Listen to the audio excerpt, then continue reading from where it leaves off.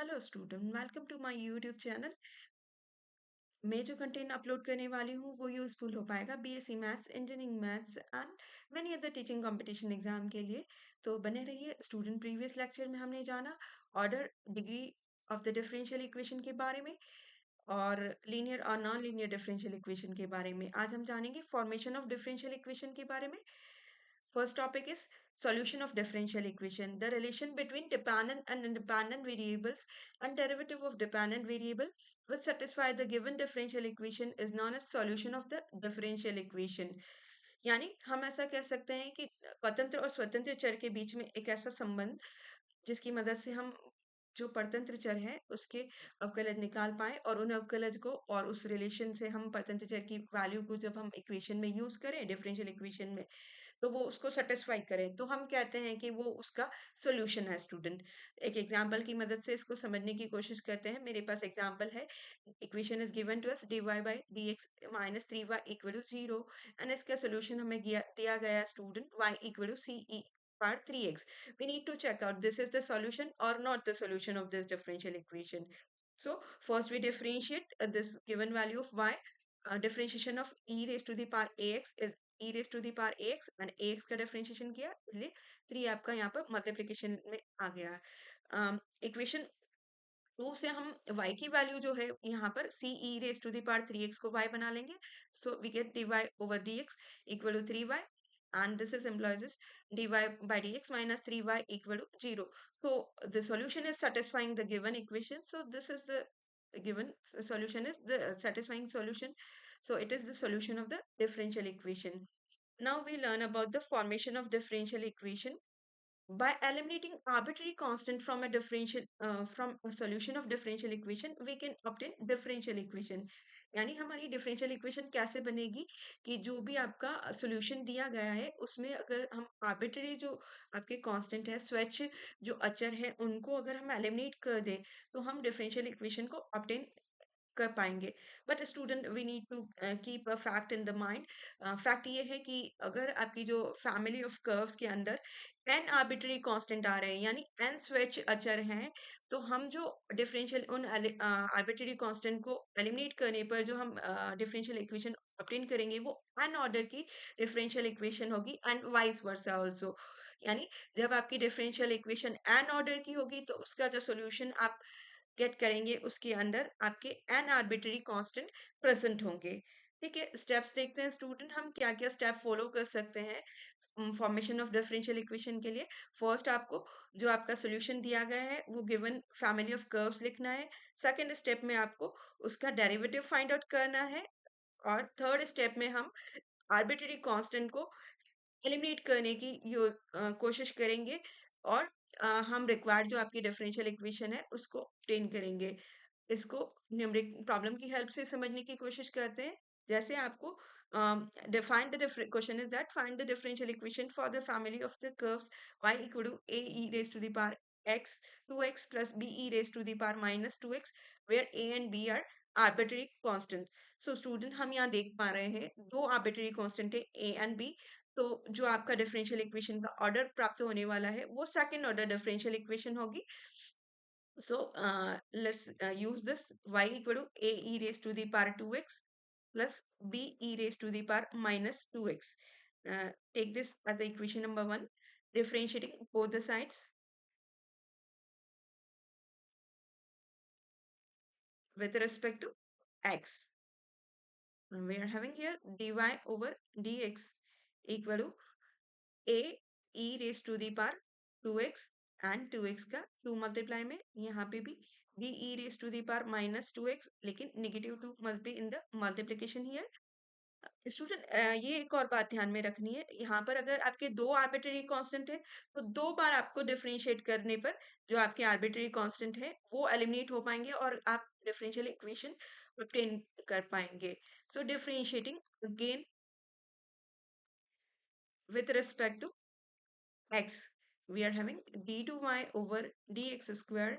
Again differentiating for e raised to the power 2x. 2 comes in the multiplication. 2 times 2 is 4 and negative 2 also here. So negative negative become positive. b e raised to the power minus 2x. So taking 4 common from here, a e raised to the power 2x plus b e raised to the power minus 2x. This is the value of d2y over dx squared. Name this as the equation number 2. So we can eliminate this value from the using the values from the equation 1. This is the value of y here. So d2y over dx squared minus 4y equal to 0. This is the we obtain the required differential equation by eliminating the arbitrary constant this a and b from here.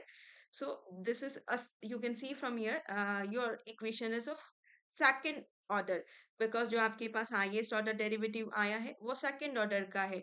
तो दो अगर आपके पास स्वेच्छ अचर या दो constant है, arbitrary constant है solution में, आप जो इक्वेशन ऑब्टेन करेंगे वो कितने ऑर्डर की होगी? वो दो ऑर्डर की होगी। और अगर n आर्बिट्री कांस्टेंट है तो n ऑर्डर की डिफरेंशियल इक्वेशन आप ऑब्टेन करेंगे। स्टूडेंट, इसी बात को हम एक और क्वेश्चन की हेल्प से समझने की कोशिश करते हैं।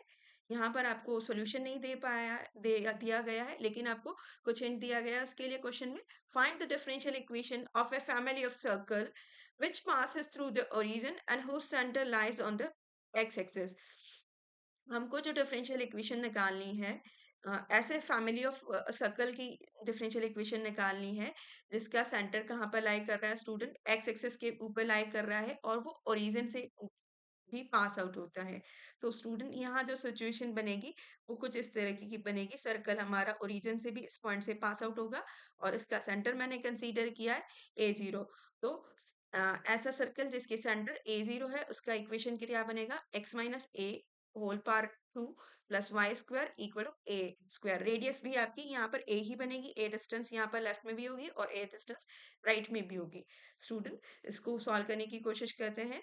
पहले इसको सिंप्लीफाई कर लेते हैं। X square minus 2x plus y square equal to a square and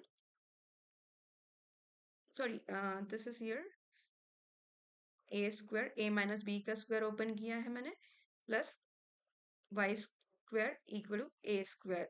Cancel this a square and a square from here and we can simplify this for the value of 2a.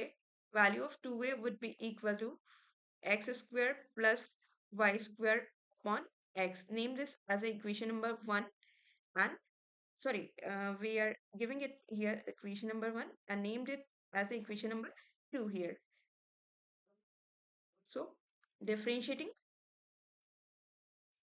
1 with respect to x, we get 2x minus 2a plus 2y dy over dx equal to 0. Value of 2a we are using from here equation number 2 in 3. So 2x minus x square plus y square upon x plus 2y dy over dx equal to 0. We can simplify from here and take the LCM x, 2x square minus x square minus y square plus 2xy dy over dx equal to 0. And you can further simplify this x square minus y square plus 2xy dy over dx equal to 0. So student, this is your final differential equation of first order because there was only one constant in the solution a. We eliminate a with the help of this solution and we get this differential equation here. So this is the final solution. Student, let's move on the next topic. This is the general and particular solution. General solution क्या होता है student? A solution which contains number of arbitrary constant equal to the order of differential equation is called general solution or complete solution of differential equation. किसी भी समीकरण का ऐसा solution जिसमें समीकरण की ऑर्डर के बराबर या कोटि के बराबर आपके आर्बिट्री कांस्टेंट प्रेजेंट हो, वो आपका कैसा सॉल्यूशन कहलाता है? General solution. इसको हिंदी में व्यापक हल बोलते हैं या पूर्ण हल भी बोलते हैं। Second topic is that particular solution, विशेष हल। पीएस से दिखाते हैं हम इसको शॉर्ट में। A solution obtained from the general solution by giving particular values to the constant is called the particular solution। यानी जो स्टूडेंट हमारा जनरल सॉल्यूशन था, उसमें अगर हम जो आर्बिट्ररी कांस्टेंट प्रेजेंस है उनको कोई पर्टिकुलर वैल्यू देके जो सॉल्यूशन ऑब्टेन करेंगे, वो आपका विशेष हल कहलाएगा। स्टूडेंट, हमारे नेक्स्ट लेक्चर में हम जो सॉल्व करने वाले हैं फर्स्ट ऑर्डर फर्स्ट डिग्री की जो डिफरेंशियल इक्वेशन है उनको सॉल्व करने के मेथड सीखेंगे। यहाँ पर जो मेथड्स हैं होंगे वो इस सीक्वेंस में आपके सामने आएंगे। Separation of variable by substitution, linear differential equation, reducible to linear differential equation, homogeneous differential equation, reducible to homogeneous differential equation, exact differential equation and reducible to exact differential equation. तो बने रहिए student. ये आपके लिए एक question है, इसका answer आपको कमेंट बॉक्स में करना है। Find the order of differential equation whose solution is given by y equal to a cos x plus b sin x plus c e raised to the power minus x। My options are a, b, c and d।